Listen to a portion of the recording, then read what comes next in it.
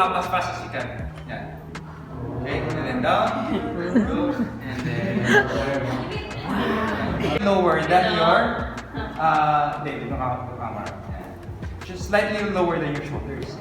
Tapos saan siya nakapato? Sa may upper back. So ang gagawin na kayo yan, natayo. Okay. Tapos step back na ng mga half step. Then from here, just do the exact same thing. Okay. So squat ka muna down. So ilay mo ng konting dito mo. And then squat down. Yan, sige pa. Alright? And then up. Yes, no. Okay. Now, ang weight Mataas, explain mo mamaya. So, kasi dumaan na siya sa preparatory phase. Ilang months yun? 46 months. So, yun, lumakas na siya. If you take away the weight, ano mangyayari? Mas mataas na yung effort. Okay? So now, if you take away the weight, you do what is called ballistic na power na siya. When you're propelling something away from you. So, ballistic is, tinatapang iyan mo na natin. Huwag ka naman land na. Land ka na daw. Galing. Ano sa tingin niya, how often should you train? Every day? Every other day. Every other day? 3 to 5. 3 to 5 3 to times. 5? So, ang sagot is actually as often as you can. As often as you can recover from. Yes, no? But that's also a positive feedback. The more often you train, assuming you're getting enough sleep, you're eating well, you know, Okay, we have a 5-minute break. So far, so good. Experience. Ano yung ma-comment sa experience natin for the past 2 hours? Favorite? Familiar sa ibang movements. Ako, familiar man ko pero mas damo ang hindi ko bala. Na-learn ko sila. Per week, way lang sa kamalunod. Ginumbrata. Harap ng levels. Mga harap ng beginner.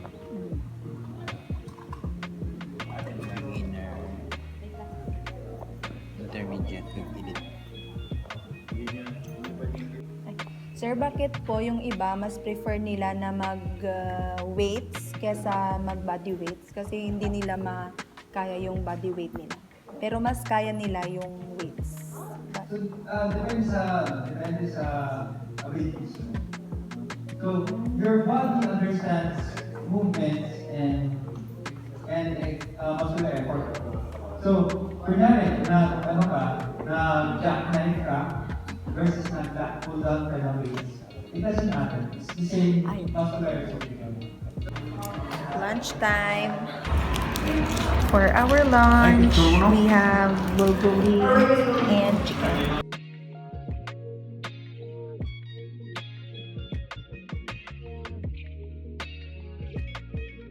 We're done eating. Kalamit sang food. 10 out of 10. I love it. And of course, kanamit man sang speaker. Although natakol naman sa amon, familiar naman kami sa strength and conditioning. Still, kanami sa speaker kay ginpadalman niya gid ang topic, and at the same time isa-isa niya gid ang mga importance, mga benefits.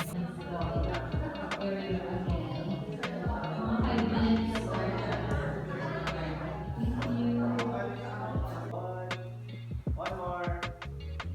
3, 2, 1.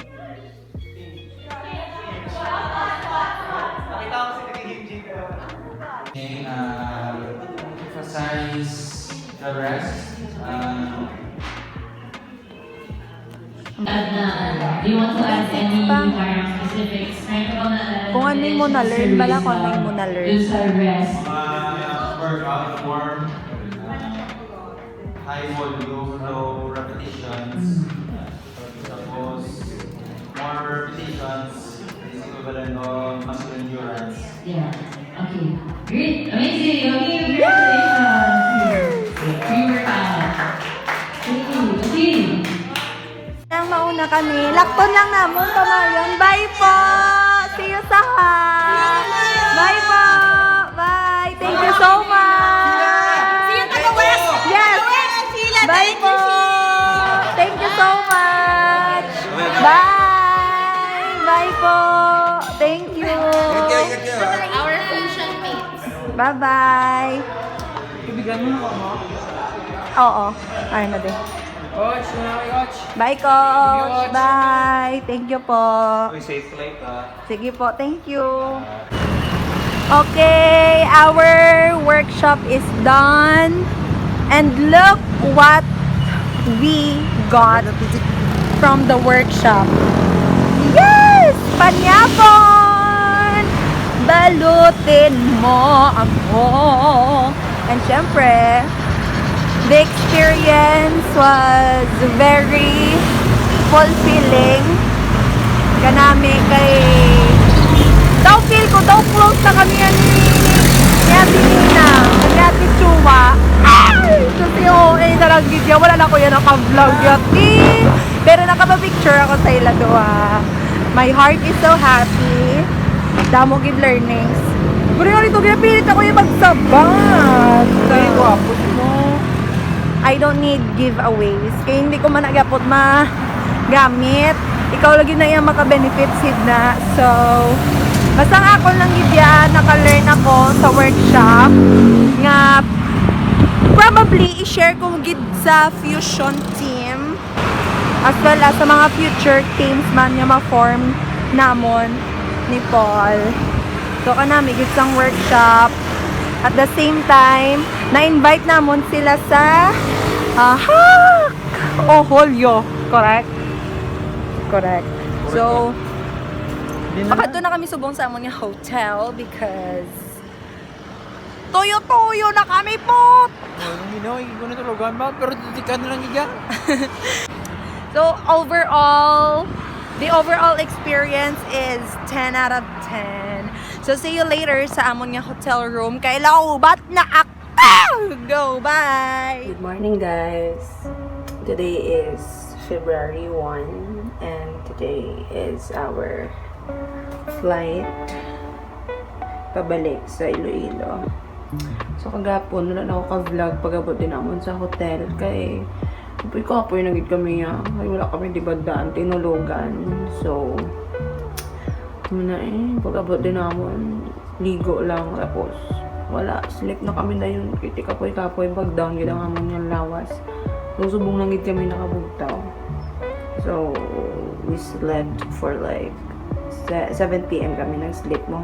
7, 8, 9, 10, 11, 12, 1, 2, 3, 4, 5, 6, 7. So 12 hours. Kitang amon nga sleep. So I guess doon na bawi manamon mo no ang amon nga sleep. So right now I'm going to do my makeup. Hindi na ako maligo po. Pero ay tamad ako maligo. Ay, naligo na ako kagabi. Wala man kami naglagaw kagabi. So, okay lang na siya. Ang amon nga flight, actually, 4:35 p.m. pa sa hapon. Kaso, mahimos na kami subong para mga alas 10. Makahalin na kami dari halin sa Marikina, pakadto sa Naiya para hindi na kami malate because it's better to be early gani than to be late. Himos ibabayaan kami ba ha? Kamahal pa naman mag-rebook ng ticket, Diyos ko. So, make-up ako tanay. See you later, guys. I'm done fixing myself. Nakapag-makeup naman ko. Si Paul, nagahimo sa iyang mga gamit. So, mamahaw na lang kami and then mabook kami Grab going to Naiya. Anyway, this is my outfit.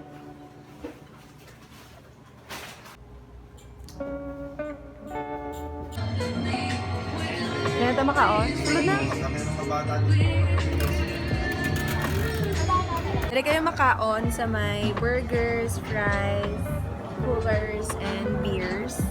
And right now, dali sa tubang namon, may fun run gali. So, karon after namon eat, dito kami sa may sa kanto pa kami makaano daw, makakuan sang Grab kay hindi pwede kasulod ang mga salakyan.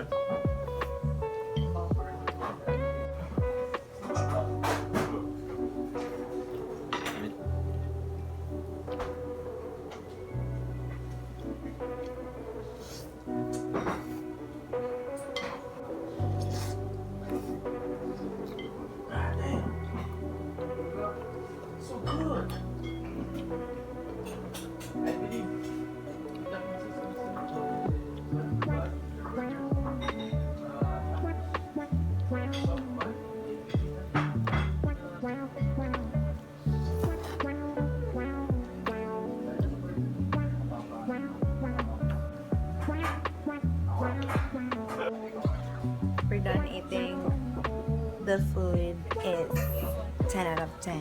Super namit. Okay, since may car free sila every Sunday, so ang ano dire, ang ilang road is closed. So muna nga malakat na kami pa dito sa may kanto kay dito kami mapin sa amon nga location sa pagbuksang Grab. Grab para magsim. Grab lang. Ang ila nga pagkaon kanamit gid ya, ang ila ramen kanamit, hindi siya sumod ang sabaw, tapos ang texture sang noodles namit. Tapos ang ila burger, worth it gid ang burger nila, as in dako gid ya. Ang lagno namit gid ya. Do burger gid.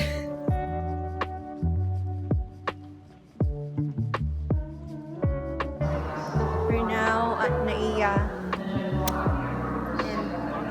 Wala kami kabalo kung din kami makadto. Nalanto din na yung. Grabe, akong kulba.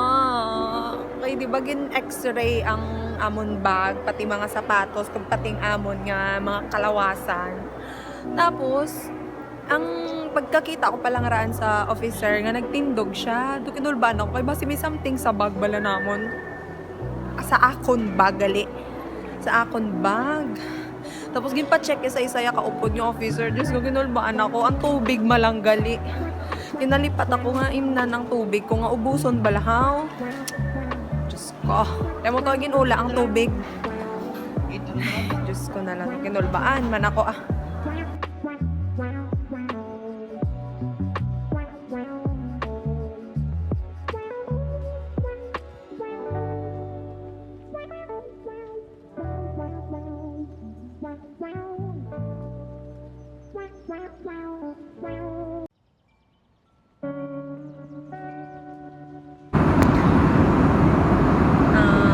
While watching the very, very, very beautiful view, again, we would like to thank Nangshe and Longnego for the opportunity nga makakadto kami liwat sa Manila para maka-attend sa importante nga workshop. So, kanami lang kay namdabo kami dito may na-learn all about fitness, strength and conditioning for ultimate frisbee. So, grabe gid, super thankful gid sa ako itong experience and of course this opportunity nga makakita sa mga namin ng view sa babaw sa kalangitan. Like, Lord, thank you for the wonderful things that you created. Grabe gid ka namin gid guys ang sunset. Mas namin gid guling maglantaw sunset kung sa babaw langit ka no, like lain gid yan.